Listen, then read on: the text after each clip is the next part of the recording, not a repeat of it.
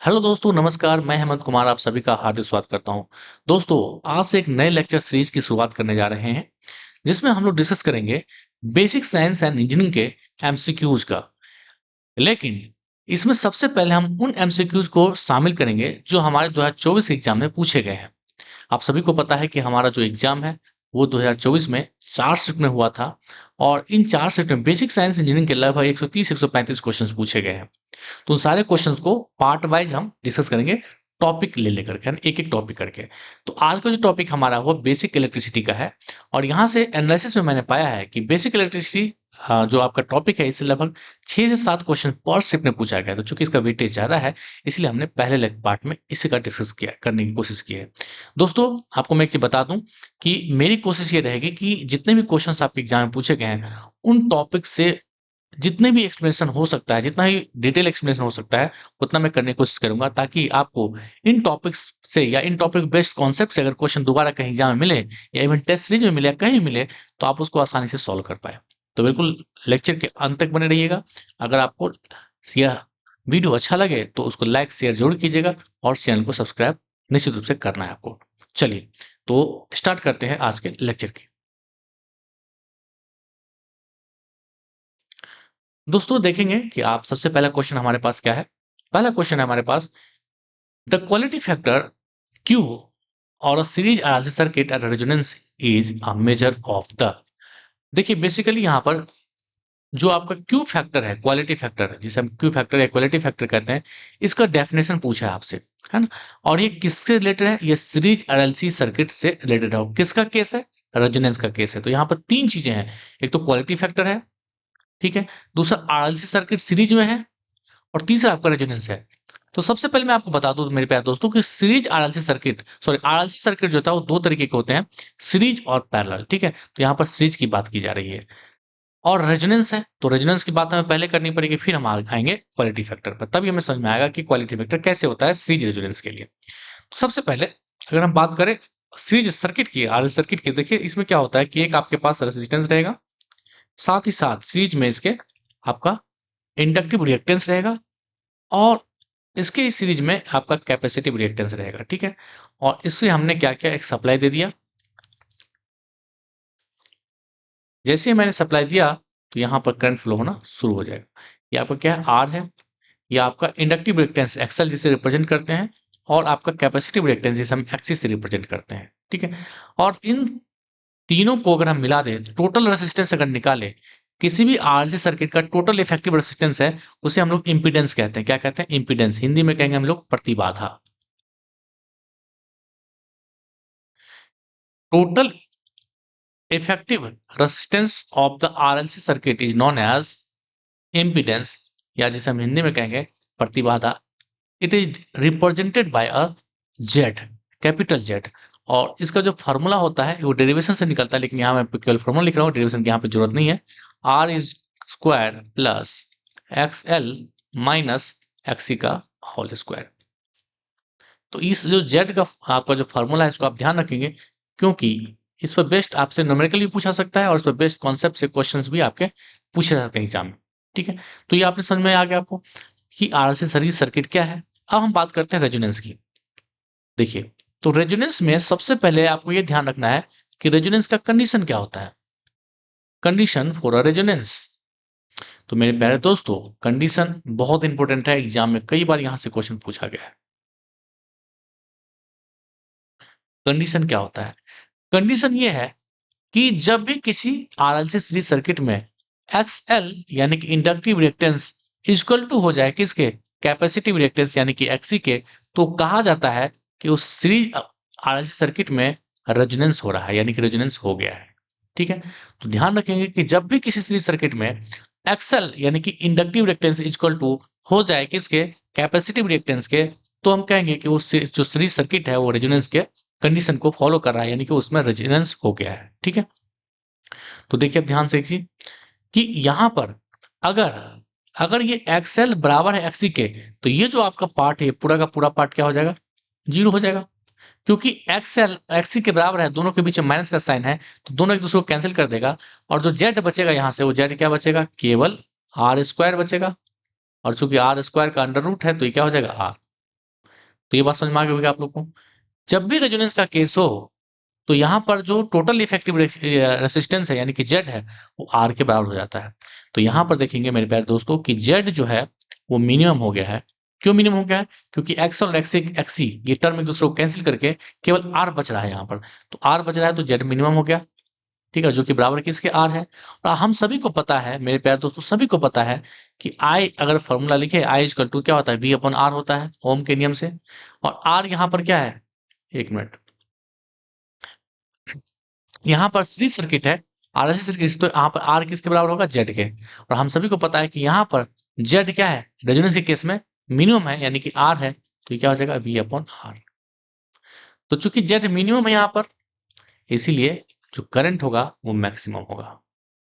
तो यहाँ पे एक और चीज ध्यान रखना आपको कि रेजोनेंस के केस में जो करंट का वैल्यू है, करंट, ये करंट मैक्सिमम होता है, ठीक है, करंट मैक्सिमम यहाँ पे लिख दे रहा हूँ। पूछा जाता है कई बार एग्जाम में कि आपसे पूछ लिया जाएगा कि बताइए कि सीरीज सर्किट में रेजोनेंस के केस में करंट का मान क्या होता है, जीरो होता है, मैक्सिमम होता है, मिनिमम होता है ना, इस तरह से क्वेश्चन आपसे पूछा जा सकता है। तो करंट जो है आपका वो मिनिमम होता है और इम्पीडेंस जो है वो आपका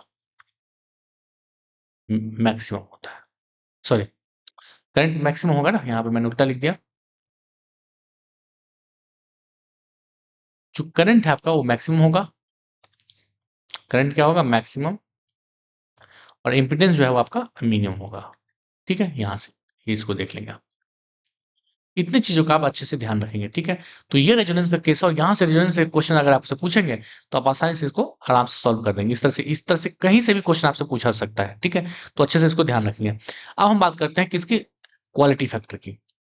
देखिए मेरे प्यारे दोस्तों, तो क्वालिटी फैक्टर जो है, क्वालिटी फैक्टर, इसको कैसे हम लोग डिफाइन करते हैं, इसको डिफाइन इस तरीके से करते हैं, मैक्सिमम एनर्जी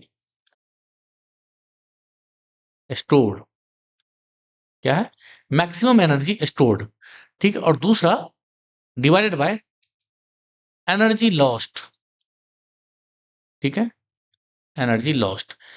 और एक चीज ध्यान रखेंगे कि स्टोर कहां करेगा, ये स्टोर करेगा इन द कैपेसिटिव और रिएक्टिव कंपोनेंट, ठीक है। और एनर्जी लॉस्ट कहां होता है, रेसिस्टिव कंपोनेंट में। देखिए मैं एक चीज बता दूं मेरे प्यारे दोस्तों कि जो आपका आरएलसी सर्किट है, इसमें दो तरह के कंपोनेंट होते हैं, दो तरह के कंपोनेंट। देखिए एक कंपोनेंट आपका ये एक्सएल और एक्सी है, इन दोनों को एक कैटेगरी में रखा गया है। और ये दोनों एक ऐसा कंपोनेंट है जो एनर्जी स्टोर करता है, क्या करता है, एनर्जी को स्टोर करता है। इसीलिए इसको हम लोग एनर्जी स्टोरिंग एलिमेंट कहते हैं, क्या कहते हैं, एनर्जी स्टोरिंग एलिमेंट।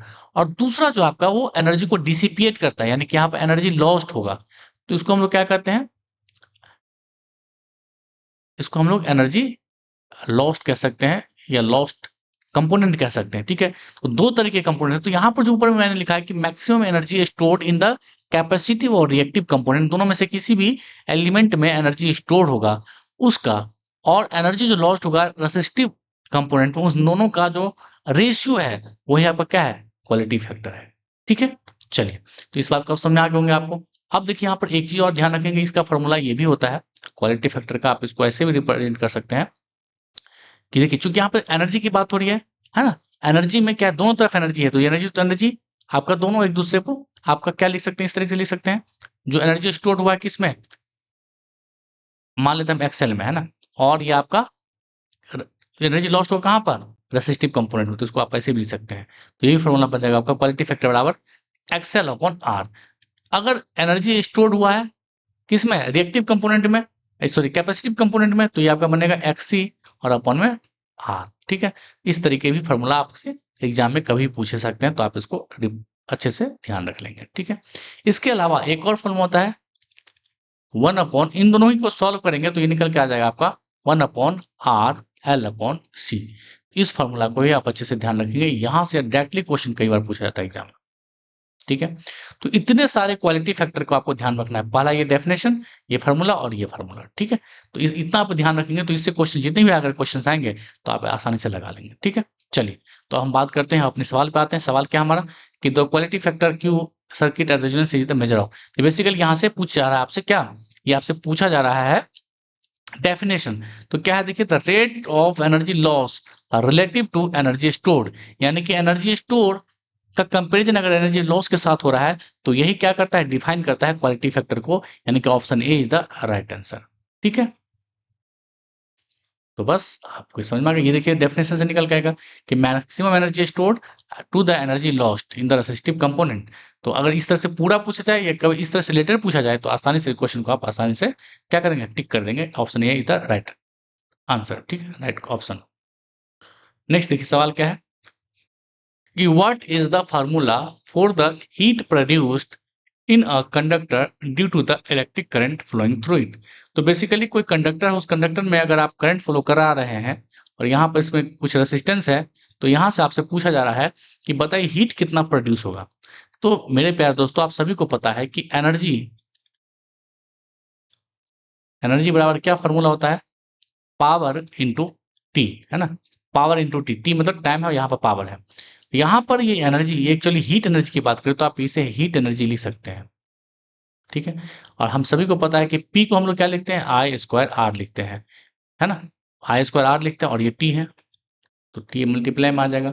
एक और फॉर्मूला आपको ध्यान रखना है कि पावर वी आई होता है, तो वी आई और टी हो गया, तो ये भी फॉर्मूला हो गया। तो इस तरीके से आप एच को डिफाइन इस तरीके से कर सकते हैं फॉर्मूला के रूप में, आई स्क्वायर इंटू टी बराबर वी आई टी। ऑप्शन में देखिए क्या दिया है, कौन सा ऑप्शन सही होगा, तो अब मेरे ख्याल से ये आपका सी ऑप्शन सही है। ठीक है, I square R T, so this is the C is the right answer. चलिए, तो बहुत ही आसान सवाल था, आपसे बचपन से पढ़ते आ रहे फॉर्मूला, है ना। चलिए आगे क्या है कि if the temperature of the surrounding medium increases, it will result in the resistance of the thermistor and in the current। तो यहाँ पर देखिए बेसिकली टेम्परेचर की बात की जा रही है। ठीक है, टेम्परेचर की बात कर रही है, किया जा रहा है। तो मेरे प्यारे दोस्तों, आप एक चीज ध्यान रखें यहाँ पर कि टेम्परेचर कोफिशिएंट दो तरीके होते हैं। टेम्परेचर कोएफिशिएंट दो तरीके के मटेरियल पर यहाँ पर होता है। ठीक है, एक होता है आपका पॉजिटिव टेम्परेचर कोफिशिएंट और दूसरा होता है आपका negative temperature coefficient element. Actually में बहुत सारे ऐसे एलिमेंट होते हैं जो पॉजिटिव टेम्परेचर कोफिशिएंट को फॉलो करते हैं और कई सारे ऐसे एलिमेंट होते हैं जो नेगेटिव टेम्परेचर कोफिशिएंट को फॉलो करते हैं। कई सारे ऐसे मटेरियल होते हैं। ठीक है, तो अगर हम बात करें पॉजिटिव टेम्परेचर कोफिशिएंट की, तो यहाँ पर जितने भी आपके कंडक्टिंग मटेरियल है, यहाँ पर जितने भी आपके कंडक्टिंग मटेरियल जिससे करंट आसानी से फ्लो हो जाता है, जैसे एल्युमिनियम, कॉपर, है ना।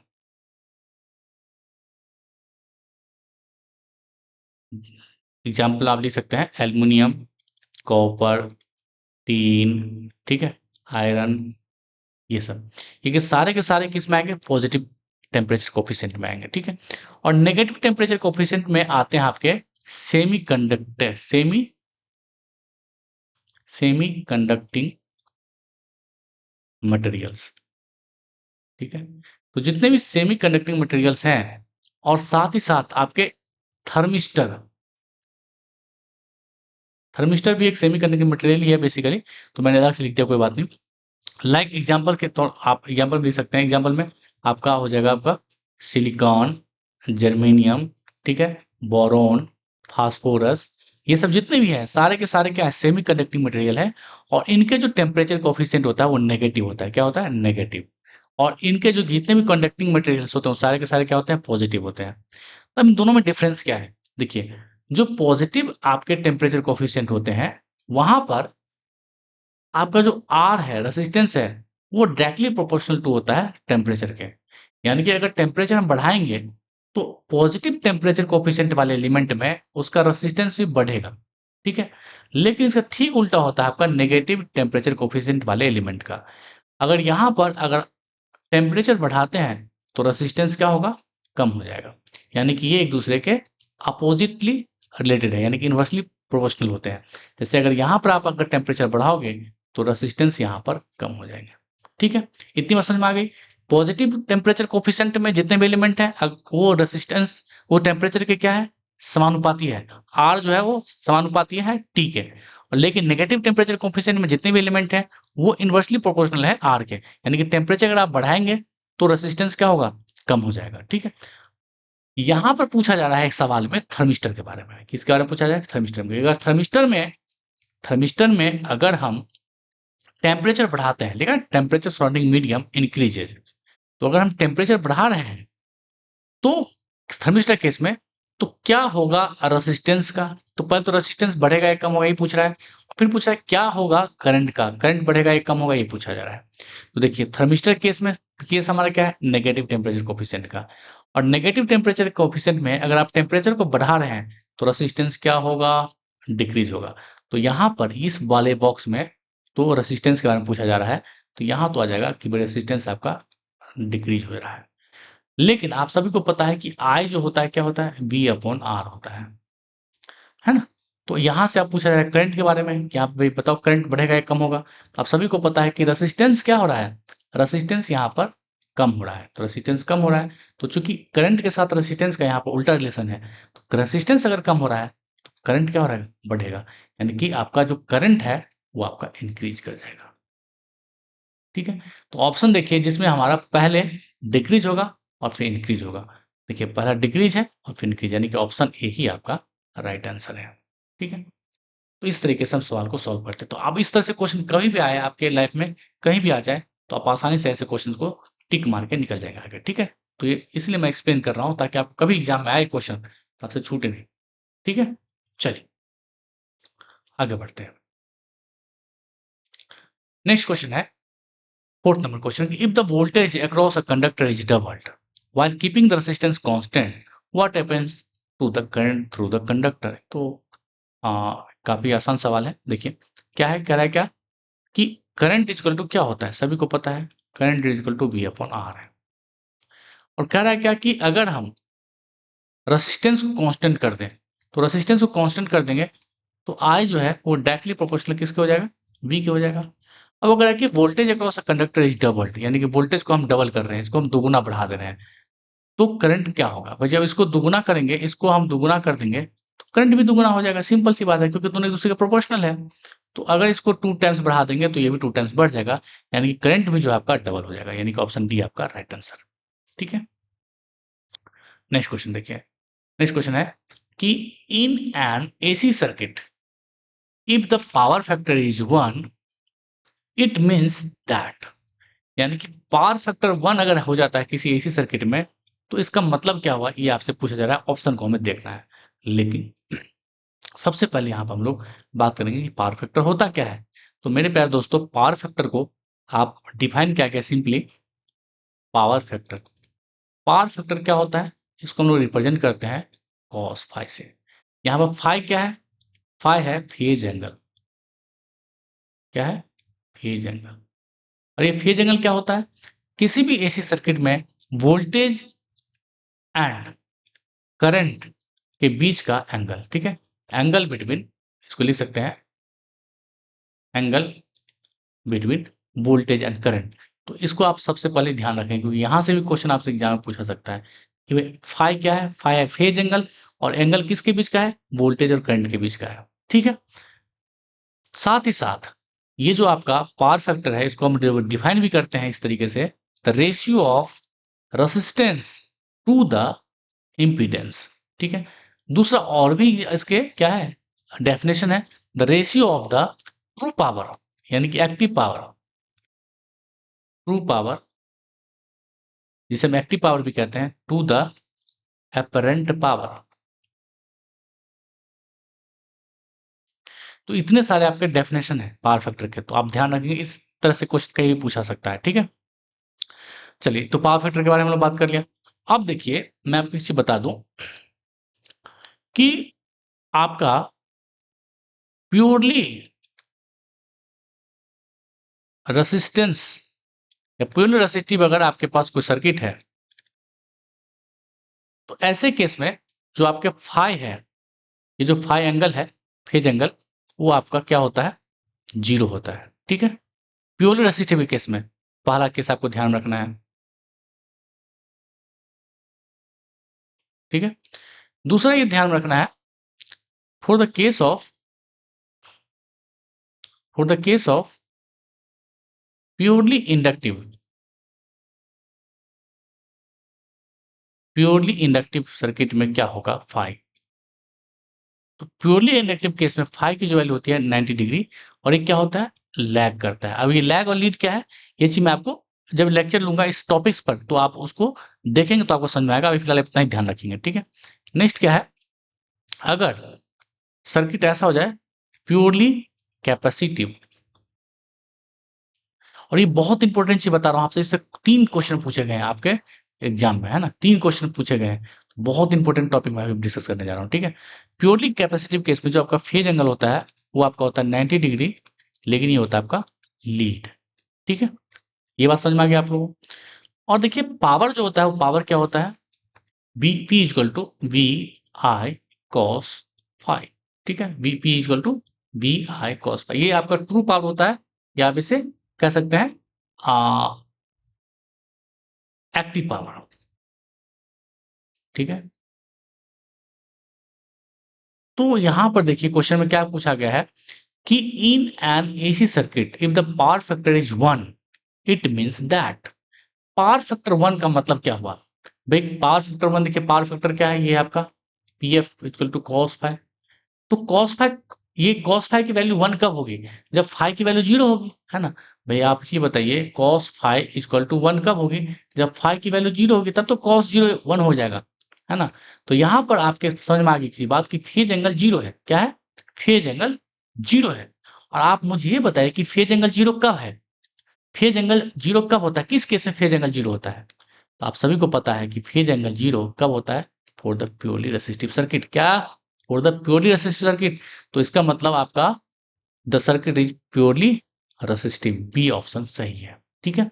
इसका मतलब यही हुआ ना कि in the circuit power factor 1 कब होगा, जब फाइव आपका 0 होगा, तभी आपका cos फाइव 1 हो जाएगा। और जब cos फाइव 1 यानी कि पावर फैक्टर 1, पावर फैक्टर 1 मतलब आपका जो सर्किट है वो क्या हो जाएगा, प्योरली रेसिस्टिव हो जाएगा, ठीक है। इस बात का ध्यान रखेंगे। तो आपका ऑप्शन क्या होगा, बी द राइट आंसर। ये सारी चीजें आप अच्छे से नोटबुक में नोट कर लेंगे, बहुत इंपॉर्टेंट है। कभी आपसे पूछ ले प्योरली कैपेसिटिव के लिए क्या होगा, कभी पूछ ले प्योरली इंडक्टिव के लिए क्या होगा, तो इन सब का आपको ध्यान में रखना है, ठीक है।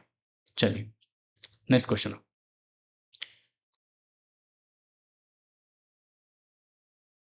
which of the following statement is true regarding the factor affecting the resistance।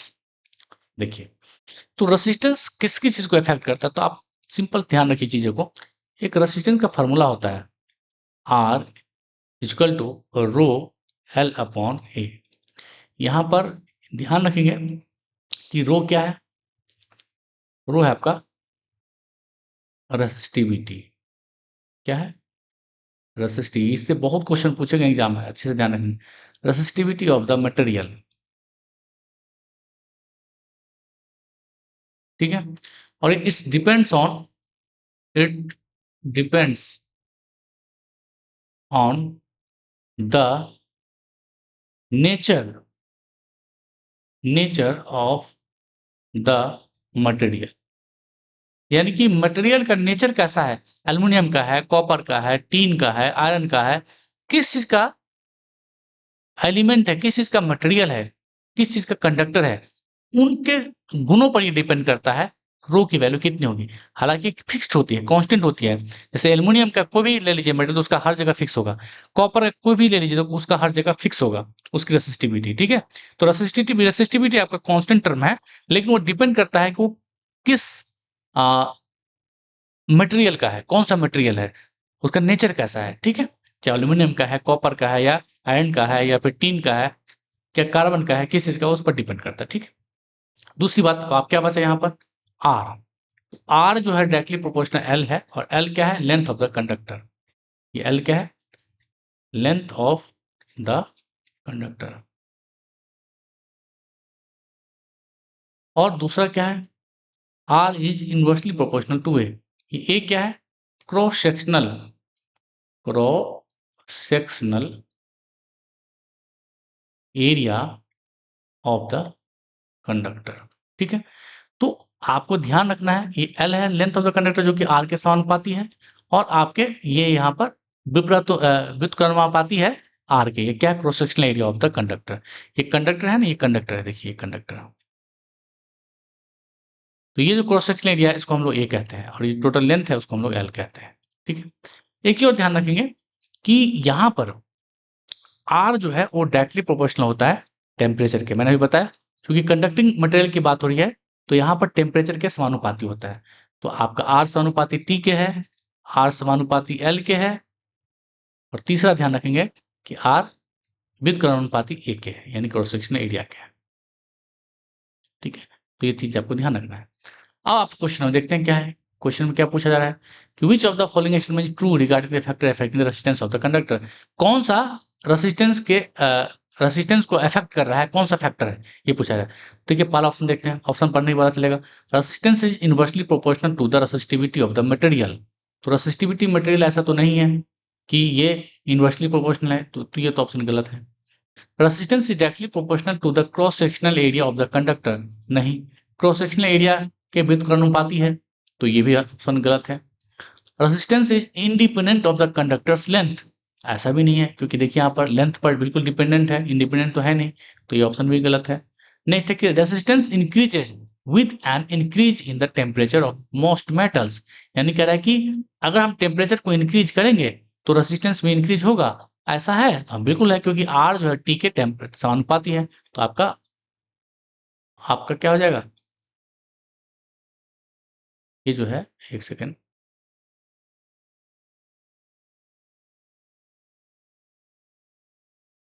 ये आपका ऑप्शन डी क्या हो जाएगा, सही हो जाएगा। ठीक है,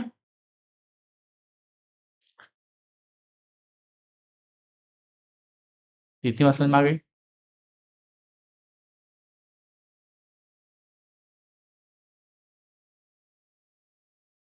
चलिए दोस्तों, तो उम्मीद करता हूँ कि आपको ये सवाल सवाल समझ में आ गया होगा। ठीक है, so option D is the right answer. Next क्या है, क्वेश्चन देखिए। कह रहा है क्या कि a device operates with a current of 2 ampere.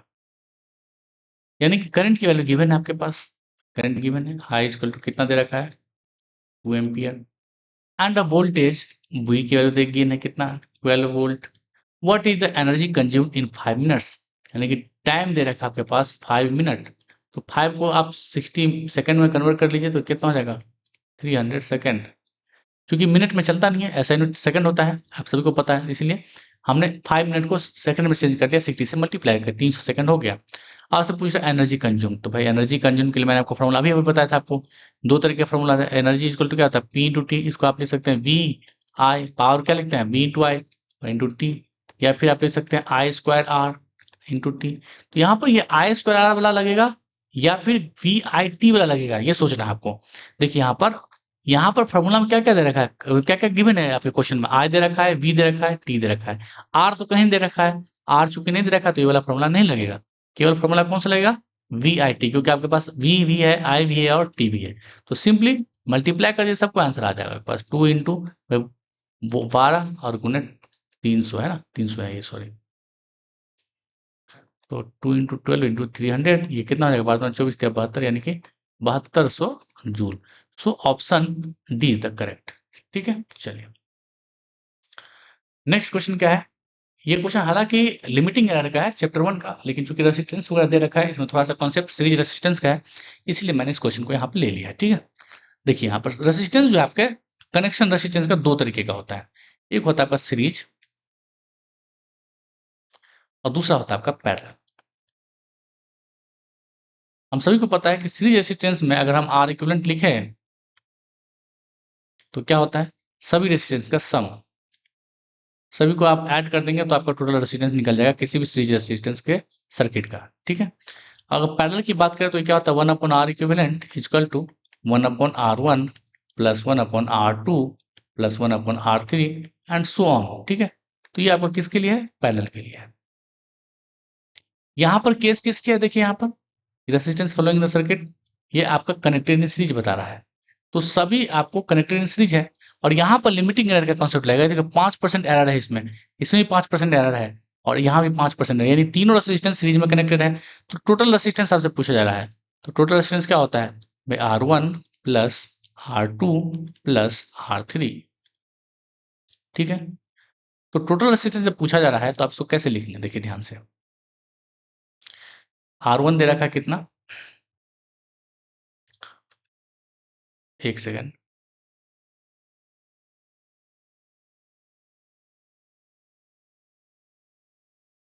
इसको थोड़ा ऊपर कर देते हैं। देखिए R1 दे रखा है कितना,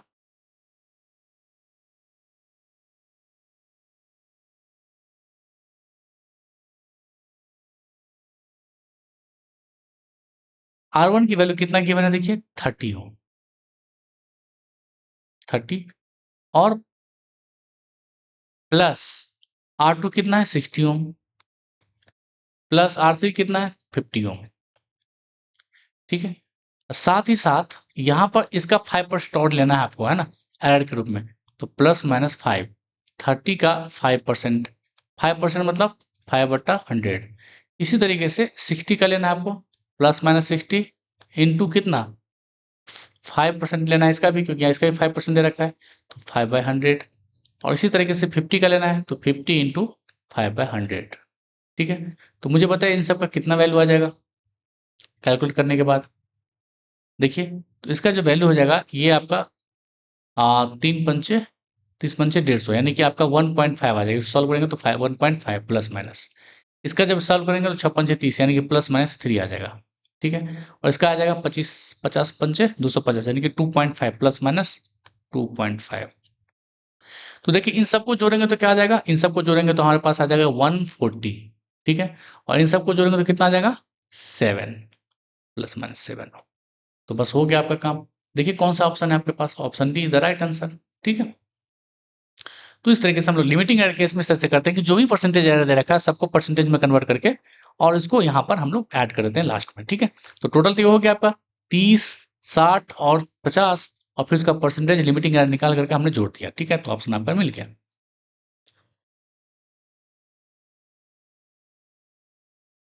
ठीक है, चलिए चलिए अब नेक्स्ट क्वेश्चन की हम लोग बात कर लेते हैं। नेक्स्ट क्वेश्चन कह रहा है कि which property of the material of a conductor determines it's resistivity. मतलब कौन सा ऐसा प्रॉपर्टी है जो मटेरियल के कंडक्टर के रेसिस्टिविटी को डिटरमाइन करता है। तो देखिए मेल्टिंग पॉइंट नहीं करता है, डेंसिटी नहीं करता है, इलेक्ट्रिकल कंडक्टिविटी, हाँ बिल्कुल इलेक्ट्रिकल कंडक्टिविटी डिटरमाइन करेगा, टेम्परेचर टेम्परेचर कोफिशिएंट नहीं करेगा। ठीक है, नहीं करेगा, क्यों नहीं करेगा, क्योंकि यहाँ पर आप सभी को पता है कि आपका जो कंडक्टिविटी होता है वो इन्वर्सली प्रोपोर्शनल होता है रेसिस्टिविटी के। ठीक, सॉरी रेसिस्टिविटी के तो मैंने आर लिख दिया, ये रेसिस्टेंस नहीं है बल्कि रेसिस्टिविटी रो। ठीक है, तो हम सभी को पता है। यहाँ पर टेम्परेचर कोफिशिएंट मत लगा दीजिए, क्यों, यहाँ पर पूछ रहा है कंडक्टर की रेसिस्टिविटी ना कि रेसिस्टेंस। हाँ, अगर रेसिस्टेंस पूछता तो शायद यहाँ पर ये होता, है ना, लेकिन रेसिस्टेंस नहीं पूछा, रेसिस्टिविटी पूछ रहा है। रेसिस्टिविटी रो होता है जो कि मटेरियल के नेचर पर डिपेंड करता है, और ये कंडक्टिविटी के अपोजिट होता है, यानी कंडक्टिविटी से रिलेटेड है, यही पूछा जाए। तो ऑप्शन सी आपका राइट आंसर हो जाएगा, डी आपका करेक्ट इनकरेक्ट आंसर है। ठीक है, नेक्स्ट क्या पूछा जा रहा है, what will happen to the power consumed by a device if the current flowing through it is double while the resistance remain constant. यानी कि एक बार फिर से आपसे पावर पावर पूछ रहा है। पावर के फॉर्मूला दो तरीके से होता है, V इंटू आई, और साथ ही साथ आई स्क्वायर आर, और साथ ही साथ वी स्क्वायर अपॉन आर। ये तीन फॉर्मूला आता है पावर का, आप ध्यान रखिएगा, ये तीन ही फॉर्मूला होता है पावर का, डीसी पावर का। ठीक है, सॉरी। तो यहाँ पर पूछ रहा है क्या, रेजिस्टेंस को रिमेन कांस्टेंट रखा गया है और करंट में चेंज ला रहा है। What will happen to the power consumed by the device if current flowing through the double. तो हमारे पास यहाँ पर करंट और रेजिस्टेंस की बात की जाए तो ये फॉर्मूला आपका लगेगा। ठीक है, ये वाला फॉर्मूला, और इसमें ये कहा गया है कि इसको हमने कांस्टेंट कर दिया, आर को कांस्टेंट कर दिया, तो यहाँ पर पावर जो है वो डायरेक्टली प्रोपोर्शनल क्या हो गया, आई स्क्वायर का हो गया। अब चूंकि कह रहा है क्या कि हमने करंट को क्या कर दिया, डबल कर दिया है, तो भाई अगर 2 का स्क्वायर करेंगे तो क्या हो जाएगा, 4 हो जाएगा, यानी कि पावर जो है वो आपका 4 टाइम्स बढ़ जाएगा। तो पावर विल क्वाड्रुपल, यानी पावर जो है चौगुनी हो जाएगी। ठीक है, तो option see the right answer. Next क्या है, which of the following is true for resistors in parallel. कह रहा है पैरेलल में अगर रेसिस्टेंस को हम लगाते हैं तो क्या होता है, तो इसके लिए थोड़ा सा नॉलेज प्राप्त करते हैं। यहाँ पर देखिए सीरीज कनेक्शन और पैरेलल कनेक्शन। यहाँ पर मेरे प्यारे दोस्तों, सीरीज में हमेशा करंट सेम होता है, ठीक है, और पैरेलल में हमेशा वोल्टेज सेम होता है, ठीक है। तो कहता है equivalent resistance is the sum of all resistance. नहीं, ये तो सीरीज में होता है, और देखिए पूछ रहा है किसके लिए, पैरेलल के लिए, तो गलत है, क्योंकि मैंने बताया था ना कि सीरीज रेजिस्टेंस में जो आर इक्विवेलेंट होता है वो सबके क्या होता है, सम होता है, R1 plus R2 plus R3। तो ये पूछ रहा है कि resistance is the sum of all resistance, parallel के लिए पूछा है, तो पैरेलल के नहीं, ये किसके लिए है, सीरीज के लिए है। ये तो गलत हो जाएगा option. They have the same voltage, yes, parallel case में क्या होता है, वोल्टेज सेम होता है, तो आपका ऑप्शन बी ही करेक्ट हो जाएगा। चलिए ऑप्शन सी भी देख लेते हैं कि the equivalent resistance is greater than the smallest resistance. ये भी गलत है। They have the same current, नहीं है तो सीरीज के लिए है, तो आपका ऑप्शन बी ही आपका राइट आंसर है, ठीक है। चलिए आगे बढ़ते हैं। In a purely capacitive AC circuit the power consumed over a complete cycle. देखिए कोई भी कंप्लीट साइकिल है, अगर मान लीजिए, और प्योरली आपका क्या है, प्योरली आपका कैपेसिटिव सर्किट है। देखिए तो जितना भी पावर आपका होगा यहाँ पर पॉजिटिव में, उतना ही पावर आपका हो जाएगा नेगेटिव में। ये पॉजिटिव है और ये आपका नेगेटिव है। हम सभी को पता है कि जितना पॉजिटिव है उतना ही नेगेटिव है, तो दोनों एक दूसरे क्या कर देगा, कैंसिल कर देगा, और नेट पावर जो हो जाएगा आपका क्या हो जाएगा, नेट पावर आपका जीरो हो जाएगा। तो बस zero is the right, D option, ठीक है। समझ में आ गई बातों को।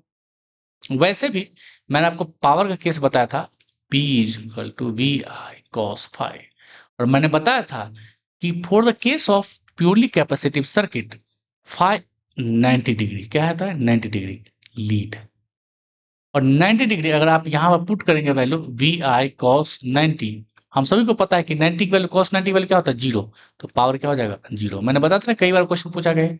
देखिए यहाँ पर आ गया, so option is the right, D is the right answer, ठीक है।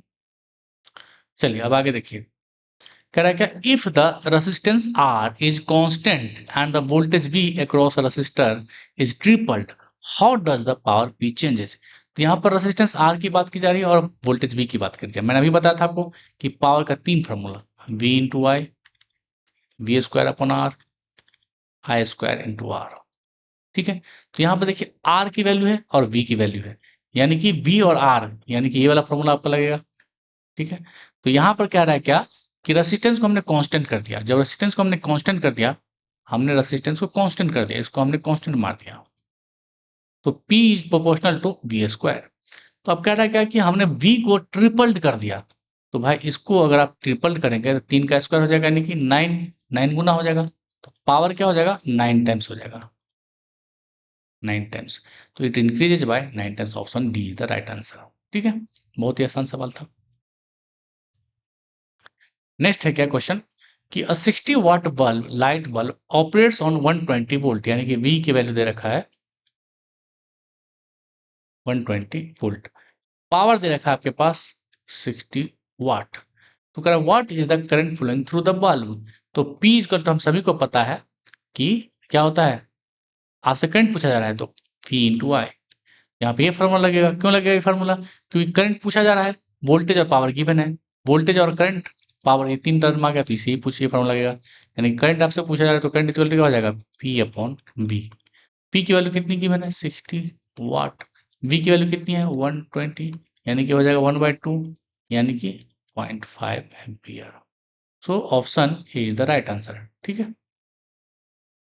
नेक्स्ट देखिए क्वेश्चन, यहाँ पर है कि two resistors R1 and R2 are connected in series. तो भाई सिंपल, आपको दो रेसिस्टेंस लेना है और दोनों को कनेक्ट कर देना है। R1 है ये, और ये आपके पास R2, इसकी वैल्यू गिवन है कितना, 10 ओम, और इसकी वैल्यू गिवन है 20 ओम। इन दोनों को एक बैटरी के साथ कनेक्ट कर दिया गया है, एक बैटरी के साथ कनेक्ट कर दिया गया है, और बैटरी की जो वोल्टेज गिवन है वो कितना है, 12 वोल्ट।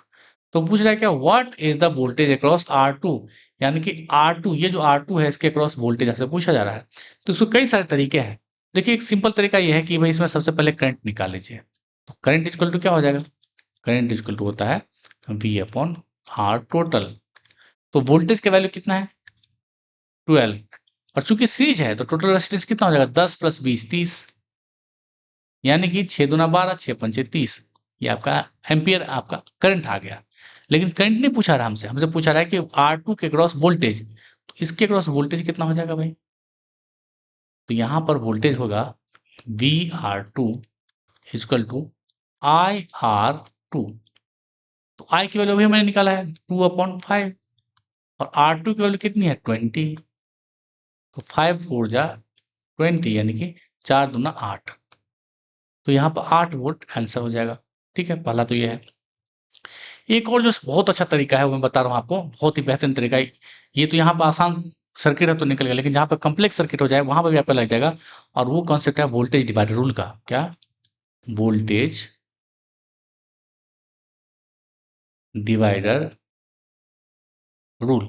ये क्या कहता है कि जब भी आपको जिस सर्किट में निकालना है, जैसे आपको R2 में निकालना है वोल्टेज, तो सबसे पहले जो सोर्स है उसको लिखिए। सबसे पहले क्या है, सोर्स। सोर्स क्या, आपके पास सोर्स वोल्टेज कितना है 12 वोल्ट, तो सबसे पहले 12 वोल्ट लिख लीजिए।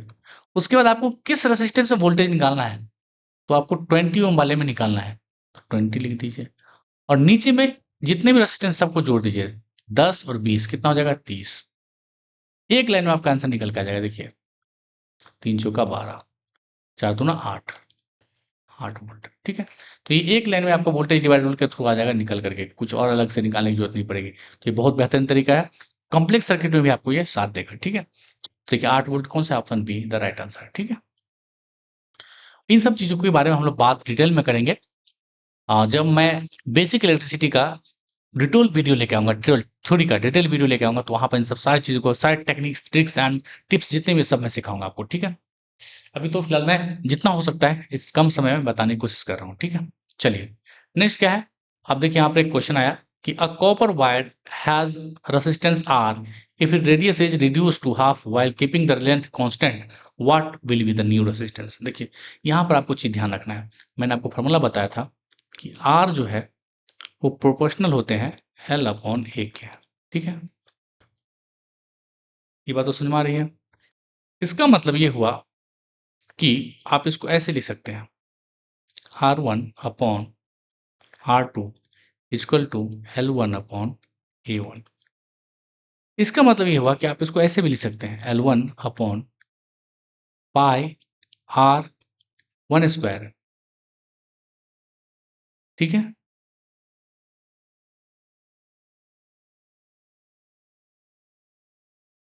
एक सेकंड, थोड़ा सा ये मिस्टेक हो गया यहाँ पर, एक छूट का टर्म ना। R1 के लिए आपने L1 अपॉन A1 लिखा, तो R2 के लिए क्या लिखेंगे, L2 अपॉन A2। इसका मतलब इसको आप ऐसे भी लिख सकते हैं, L1 upon pi R1 square. ये क्रॉस सेक्शनल एरिया है, ये मैंने बताया था ना कि कुछ सर्किट, ये आपका कंडक्टर है, ये आपका ए है। ठीक है, तो यहाँ पहले कंडक्टर के लिए आपका A1 है, दूसरे के लिए A2 है। ठीक है, उसी तरह से लेंथ कितना है L है, ये पहले कंडक्टर के L है, दूसरे के लिए L2 है। ठीक है, L1 और L2। तो दूसरे के लिए हम क्या लिखेंगे, इस तरह से लिख सकते हैं, L2 upon pi R2 square. देखिए तो पाई पाई दोनों में कैंसिल हो जाएगा, तो यहाँ से क्या आएगा, L1 अपॉन L2। ठीक है, और ये R2 ऊपर चला जाएगा, ये ध्यान रखने वाली बात है, R2 अपॉन R1 का स्क्वायर। तो बस ये चीज आपको बहुत अच्छे से ध्यान रखना है, ये फॉर्मूला बार बार काम आएगा आपका, बार बार। ये मैंने ड्राइव करके बता दिया है आपके लिए, फॉर्मूला रामबाण है, कई बार एग्जाम में कई क्वेश्चन पूछे गए हैं। और ये देखिए मेरे सीट में आया क्वेश्चन, मैंने बहुत आसानी से क्वेश्चन को सॉल्व कर दिया था। ठीक है, देखिए क्या है, और इस तरह से 2 क्वेश्चन मेरे सेट में पूछा गया था। आप इससे अंदाजा लगा सकते हैं कितना बेहद इंपॉर्टेंट है ये आपके लिए। ये आपके पास क्या हो जाएगा, L1 upon L2 into R2 upon R1 का होल स्क्वायर। ये जो फॉर्मूला है, बस आप फॉर्मूला को ध्यान रखेंगे, बाकी चीजें आपको ध्यान रखने की जरूरत नहीं है। ठीक है, अब देखिए क्वेश्चन में क्या पूछा रहा है। क्वेश्चन में कह रहा है क्या कि if the radius is reduce to half, यानी देखिए सबसे पहले हमने मान लिया कि R1 है, क्या वो देख लेते हैं, फिर R2 को देख लेंगे क्या गिवन है, फिर हम लोग बात करेंगे R1 रेडियस की, फिर हम लोग बात करेंगे R2। ये 4 टर्म की आपकी जरूरत पड़ने वाली है, ठीक है। हाँ, और क्या दूसरा क्या टर्म की जरूरत पड़ने वाली है आपसे? L1 और L2, इतनी चीजों की जरूरत पड़ने वाली है। देखिए पहला लाइन पढ़िए, a copper wire has resistance R if it radius is reduce to half. यानी कि मान लेते हैं कि पहले R था, R1 R है, तो अब जो रिड्यूस किया गया है मतलब इसके रेडियस को रिड्यूस कर दिया गया है, कितना से? हाफ से। यानी कि पहले R था तो इसको अब क्या कर दिया गया? R2 कर दिया गया। आगे कह रहा है कि while keeping the length constant, length जो है कांस्टेंट, यानी कि अगर L1 L है तो L2 भी L ही है, तो कांस्टेंट है। तो कह रहा है कि what will be the new resistance, यानी कि आपसे न्यू रेजिस्टेंस पूछा जा रहा है, ठीक है, R2 पूछा जा रहा है। तो देखिए यहाँ पर फॉर्मूला सिंपली, भाई R1 तो ठीक है, कोई दिक्कत नहीं है, R2 तो हमसे पूछा ही जा रहा है, ठीक है। R1 को हम R मान लेते हैं, क्या मान लेते हैं? R1 को हम लोग मान लेते हैं R, ठीक है। तो देखिए अब यहाँ पे L1 क्या है? L1 और L2 दोनों क्या है? L है, दोनों L है, तो इसको लिख दीजिए L/L। अब देखिए R2 है, R2 R2 जो है वो R/2 है, R2 जो है वो R/2 है, और अपॉन में क्या है? R1, R1 क्या है? देखिए R1 R है, और इसका स्क्वायर करना ना भूले, क्योंकि गलती यहाँ पे भी होती है, स्क्वायर करना भूल जाएंगे आप। देखिए तो ये L और L कैंसिल हो गया, ये L से ये L कैंसिल हो गया, ये R से ये R कैंसिल हो गया, लेकिन ये 2 नीचे जाकर स्क्वायर होगा, तो R/R2 इक्वल टू, ये क्या हो जाएगा? 1/2 का स्क्वायर। तो क्या हो जाएगा? R यहाँ पे देते हैं 1/4, तो R2 क्या आ जाएगा? देखिए R2 क्या हो जाएगा? इन दोनों का मल्टीप्लाई हो जाएगा 4R, ठीक है। यानी कि R2 जो है आपका 4 टाइम्स हो जाएगा, 4 टाइम्स, ठीक है। तो जो न्यू रेजिस्टेंस निकल के आया है, न्यू रेजिस्टेंस R2, यानी R2 ही तो न्यू रेजिस्टेंस है। ये कितना टाइम्स है? 4 times, option see the right answer, ठीक है। तो बस केवल ये फॉर्मूला रखें, आप याद रखेंगे तो आपसे क्वेश्चन आसानी से बन जाएगा, ठीक है। चलिए देखिए, अब एक और क्वेश्चन ऐसा पूछा गया है, क्या कह रहा है कि two resistance R1 R2 are connected in series, नहीं ये दूसरा है। Two resistance R1 and R2 are connected in series across a voltage source. If the power dissipated by the R1 is 4 times the power dissipated by R2, what is the ratio of their resistance? देखिए कह रहा है कि दो resistance है, अच्छे समझिएगा, दो रेजिस्टेंस है, इन दोनों को क्या किया गया? सीरीज में कनेक्ट कर दिया गया, ये R1 है और ये R2 है, लेकिन दोनों का जो वोल्टेज है वो क्या है? देखिए connection across voltage source, if the power dissipated by R1 is 4 times the power dissipated by R2, ठीक है। तो यहां पर आपको ध्यान रखना है कि पावर आपका जो डिसिपेट हो रहा है एक के मुकाबले दूसरे में 4 टाइम्स हो रहा है, ठीक है। कितना हो रहा है? 4 टाइम्स हो रहा है एक में। तो देखिए पावर इक्वल टू क्या होता है? पावर इक्वल टू VI होता है, ठीक है। तो यहां पर अगर आप P1 की बात करें, P1 की, तो क्या हो जाएगा, और P2 की बात करें तो क्या हो जाएगा। लेकिन आपसे पूछा जा रहा है R1 और R2, है ना, R1 और R2, तो आप सभी को पता है कि R और V के टर्म में पावर कैसे लिखते हैं? V² अपॉन R, ठीक है, V²अपॉन R। तो यहां से पूछा जा रहा है, यहां से अगर मैं बात करूं, यहां से देखिए इसको मिटाइए, इसकी जरूरत नहीं है, इस फॉर्मूला की जरूरत नहीं है हमें। हमारे पास क्या पूछा गया? V²अपॉन R। तो यहां से अगर पूछा जाए R की वैल्यू क्या निकल के आ जाएगा? तो R की वैल्यू आ जाएगा आपका V²अपॉन P, ठीक है।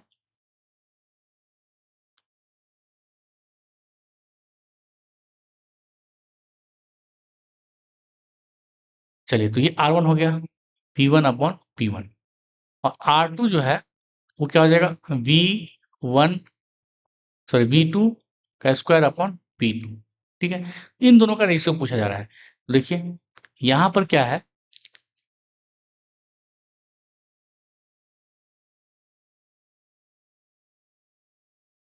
अच्छा एक चीज बताइए, हम सिंपली इसको सॉल्व कर सकते थे ऐसे, इसको छोड़िए, इसको इस मेथड से बहुत लंबा हो जाएगा, ऐसे कर सकते हैं। देखिए हमारे पास V1 क्या होता है? V1/V2, V1 V2 क्या होता है आपका? I R1/I R2, है कि नहीं? तो यहाँ पर क्या है कि आपके पास आपके जो R1 में 4 टाइम्स पावर डिसिपेट हो रहा है, 4 टाइम्स पावर डिसिपेट हो रहा है, तो R1 में आप दे सकते हैं कितना? देखिए 4V/V, और ये क्या हो जाएगा आपका IR1 अपॉन IR2। यहाँ से आई कैंसिल हो गया, वी से भी कैंसिल हो गया, तो सिंपली आप लिख सकते हैं ना कि R1 जो है वो 4 टाइम्स ऑफ, या फिर ऐसे डायरेक्टली लिख दीजिए R1 अपॉन R2 जो है वो क्या हो जाएगा, ये हो जाएगा आपका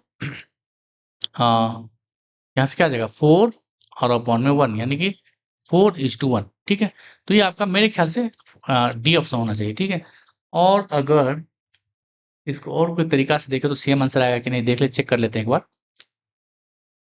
पावर 4 टाइम्स डिसिपेट हो रहा है, तो पावर 4 टाइम्स डिसिपेट हो रहा है मतलब हमें R1 और R2 देखना है, तो वी स्क्वायर अपॉन R1 और V square upon R2, power dissipate by the R1 is 4 times power dissipate by R2, है ना। तो पावर इक्वल टू क्या होता है, सिंपली I स्क्वायर R। ठीक है, यहाँ पर वोल्टेज एक सोर्स दे रखा है, series across a voltage source, है ना। द पावर इज, चलिए इसको अभी रहने देते हैं इसको। कोई अगर मान लीजिए कोई इसमें कोई भी अगर इसमें कोई मॉडिफिकेशन की जरूरत होगी तो मैं अलग से एक वीडियो बना करके 2 मिनट का आपको डाल दूंगा। ठीक है, इसको रखिए साथ में सभी। ठीक है, 17 नंबर क्वेश्चन। ठीक है, देखिए नेक्स्ट क्वेश्चन क्या है, which factor does not effect the resistivity of a material. कौन सा ऐसा फैक्टर है जो रेसिस्टिविटी ऑफ मटेरियल को इफेक्ट नहीं करता है, नॉट इफेक्ट कर रहा है। देखिए तो रेसिस्टिविटी कर बात करें, इसमें बहुत सारे हमारे जो साथी हैं वो गलत कर देंगे क्वेश्चन को। देखिए सबसे पहले रेसिस्टिविटी की बात हो रही है यहाँ पर, न कि रेसिस्टेंस की। सबको पहले आपको ये ध्यान रखना है, और मैंने आपको बताया था शुरू में ही कि resistivity depends upon the nature of material. तो नेचर ऑफ मटेरियल पर डिपेंड करता है, और नेचर ऑफ मटेरियल में आ गया कि उसका एटॉमिक स्ट्रक्चर कैसा है। ठीक है, उसका एटॉमिक स्ट्रक्चर कैसा है वो, यानी कि एल्युमिनियम का है, कॉपर का है, क्या है, मटेरियल का टाइप क्या है, किस टाइप का मटेरियल, एल्युमिनियम का, कॉपर का है, उस पर डिपेंड करता है। टेम्परेचर में भी डिपेंड करता है। क्यों टेम्परेचर पर डिपेंड करता है, क्योंकि जैसे जैसे रेसिस्टिव आपका टेम्परेचर बढ़ेगा तो रेसिस्टिविटी जो है उसमें उसके गुणों में चेंज हो जाएगा, उसके प्रॉपर्टीज में चेंज हो जाएंगे, और उसके प्रॉपर्टीज में चेंज हो जाएगा तो उसका नेचर भी चेंज हो जाएगा। ठीक है, तो इसलिए इन तीनों पर डिपेंड करता है, इन तीनों पर डिपेंड करता है। डिपेंड किस पर नहीं करता है, लेंथ पर डिपेंड नहीं करता। So the right answer is option D. ठीक है, ऑप्शन डी आपका राइट आंसर है। ठीक है, क्योंकि यहाँ पर आप सोचेंगे कि सर लेंथ तो डिपेंड करता है, तो लेंथ डिपेंड करता है रेसिस्टेंस पर, है ना। रेसिस्टेंस का जो लेंथ है वो डिपेंड करता है, लेकिन यहाँ पर रेसिस्टिविटी पूछा है, रेसिस्टिविटी ध्यान रखिए। इसलिए मैंने बोला कि बहुत सारे हमारे दोस्त हैं जो इस क्वेश्चन को गलत लगा के आ जाएंगे। तो इस बात का आपको अच्छे से ध्यान रखना है कि रेसिस्टिविटी जो है वो लेंथ पर डिपेंड नहीं करता, और ये पूछा है किस पर डिपेंड नहीं करता है, तो लेंथ पर डिपेंड नहीं करता है, बाकी सब चीजें डिपेंड करता है इसके रेसिस्टिविटी पर। ठीक है, चलिए नेक्स्ट क्वेश्चन क्या है, which of the following material are generally used for electrical transmission line due to the low resistivity. देखिए सबसे जो रेसिस्टिविटी लो होता है वो आपको ध्यान रखना है, सबसे जो बेस्ट कंडक्टर होता है वो होता है आपका सिल्वर। ठीक है, फिर होता है कॉपर, फिर होता है आपका एल्युमिनियम, फिर होता है आपका टीन। ठीक है, इस तरीके से आयरन वगैरह होता है। ठीक है, तो सबसे बेस्ट तो सिल्वर है, तो सिल्वर तो ऑप्शन में है ही नहीं कहीं, और भाई सॉरी है तो, हाँ है तो सिल्वर है यहाँ पर। ठीक है, सॉरी गोल्ड भी होता है, गोल्ड का तो मैंने लिखा ही नहीं, गोल्ड सबसे ऊपर होता है। ठीक है, लेकिन मेरे प्यारे दोस्तों ध्यान रखिएगा कि जो गोल्ड है और जो सिल्वर है, इन दोनों का ट्रांसमिशन लाइन हम लोग इस्तेमाल नहीं कर पाते हैं। क्यों नहीं कर पाते हैं, क्योंकि बहुत ज़्यादा कॉस्टली होता है, बहुत ज़्यादा कॉस्टली होता है। तो अगर मान लीजिए हमने इसको लगा भी दिया, अगर आज हमने लगाया तो रातों रात ये निकाल के ले जाएगा, बचेगा नहीं, अगले दिन दिखेगा नहीं आपको। कि सोना और चांदी इन सब का आप वायर नहीं लगा सकते, ट्रांसमिशन लाइन बहुत लंबा डिस्टेंस का होता है। ठीक है, तो ऐसे में इतने सारे तो आप ला ही नहीं पाएंगे, और अगर आपने कहीं से व्यवस्था करके लगा भी दिया तो मिलेंगे नहीं अगले दिन आपको, ये सारे के सारे गायब हो जाएंगे। ठीक है, तो इसीलिए गोल्ड और सिल्वर हम लोग यूज नहीं करते हैं। तो नेक्स्ट जो आपका ऑप्शन बताओ क्या है, कॉपर एंड एल्यूमिनियम।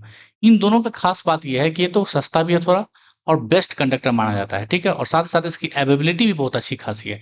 इसीलिए आपका ध्यान रखेंगे कि गोल्ड और सिल्वर वाला आंसर आप लगा के मत आइएगा, कॉपर एंड एल्यूमिनियम इसका राइट आंसर होगा। ठीक है, बाकी लीड और टिन का कम होता है रेसिस्टिविटी, सॉरी ज़्यादा होता है रेसिस्टिविटी, और टंगस्टन और आयरन का तो बहुत ज़्यादा होता है। इसलिए हम लोग सबसे बेस्ट, चीप एंड बेस्ट माना जाता है copper and aluminium.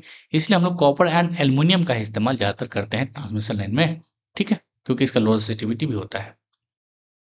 Next question, in a parallel circuit if one of the resistor R1 is removed the total resistance of the circuit will. कह रहा है कि अगर कोई रेसिस्टेंस है, कोई सर्किट है, मान लीजिए बहुत सारे रेसिस्टेंस लगे हुए हैं, हमने 3 लगा के एग्जांपल ले लिया।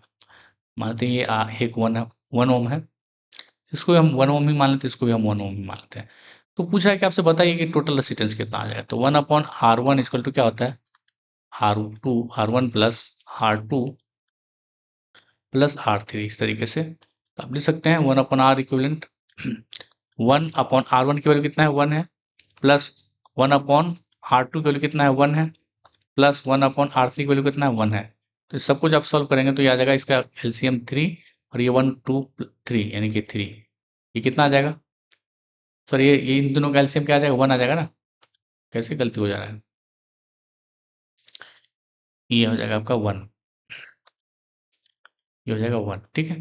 तो आर इक्विवेलेंट कितना आ जाएगा, इसका उल्टा करेंगे तो इसका भी उल्टा हो जाएगा, 1/3 हो जाएगा, ठीक है।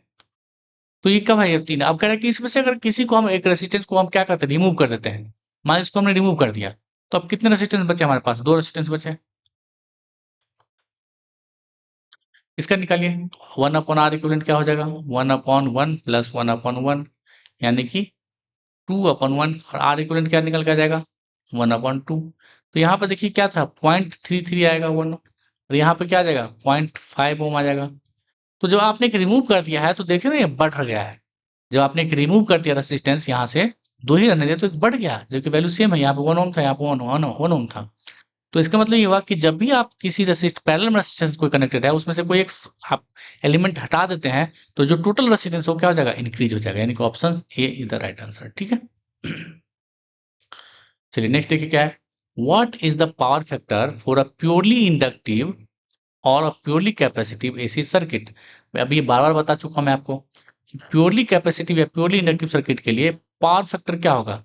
तो बताइए पावर फैक्टर क्या हो जाएगा। हम सभी को पता है कि पावर फैक्टर पूछा जा रहा है, तो मैंने बताया था कि फाई एंगल जो होता है वो चाहे प्योरली इंडक्टिव हो, सॉरी फाई एंगल की देखिए मैंने बताया आपको, रेसिस्टिव के लिए एंगल कितना होता है 0 डिग्री, कैपेसिटर के लिए क्या होता है फाई इक्वल टू 90 डिग्री, ये लीड करता है। और एल के लिए मैंने क्या बताया था, फाई इक्वल टू क्या बताया था, ये आपको बताया था 90 डिग्री लैग करता है। तो यहाँ से पूछा जा रहा है कि बताइए power factor for purely inductive और प्योरली कैपेसिटिव। तो पावर फैक्टर होता क्या है, ये चीज मैंने आपको बताया है, पावर फैक्टर शुरू में बताया था कॉस फाई। तो ये देखिए दोनों केस में क्या है, 0 है, 90। फाई की वैल्यू कितना है, 0 है। तो आप कॉस, सॉरी ये फाई की वैल्यू कितना 90 है, तो कॉस 90 क्या हो जाएगा, पावर फैक्टर इन दोनों केस में हो जाएगा आपका कॉस 90 यानी 0। सो 0 आपका दोनों केस में होता है, राइट आंसर क्या हो जाएगा, ऑप्शन डी। ठीक है, ये सब चीजें मैंने आपको आपको स्टार्टिंग में बताया था, जब फर्स्ट क्वेश्चन बताया था ना, फर्स्ट या सेकंड आई थिंक, उसमें ही बता देता सारा चीज कि हम कैसे चीज को डील करते हैं। ठीक है, प्योरली रेसिस्टिव सर्किट के लिए, प्योरली इंडक्टिव सर्किट के लिए और प्योरली कैपेसिटिव सर्किट के लिए। और ये फाई क्या है, phase angle between voltage and current. ठीक है, तो चलिए दोस्तों ये लास्ट क्वेश्चन था, यानी कि 21-22 क्वेश्चन आपसे एग्जाम पूछे गए हैं और कुछ रिपीटेड क्वेश्चन थे, मैंने उसको छोड़ भी दिया है, मतलब जो रिपीटेड क्वेश्चन थे 1-2 क्वेश्चन छोड़ा, ज़्यादा नहीं। तो मुश्किल से आप मान के चलिए कि 22-23 क्वेश्चन आपके इस चैप्टर से पूछे गए एग्जाम में। तो यानी कि 5-6 क्वेश्चन आपके ऑन ऑन एवरेज आपके पर शिफ्ट पूछा जाएगा, तो बहुत इंपॉर्टेंट रोल प्ले करता है और इस तरह से क्वेश्चन आप आसानी से सॉल्व कर पाएंगे, थोड़ा सा भी आप बेसिक आप कॉन्सेप्ट क्लियर है तो। और जितना मैंने बताया है तो उम्मीद करता हूँ कि आपको समझ में आया होगा।